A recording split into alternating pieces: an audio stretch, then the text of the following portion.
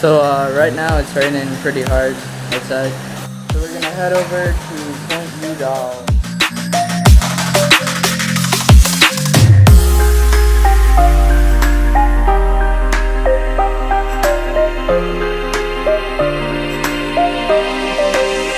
But she rings on me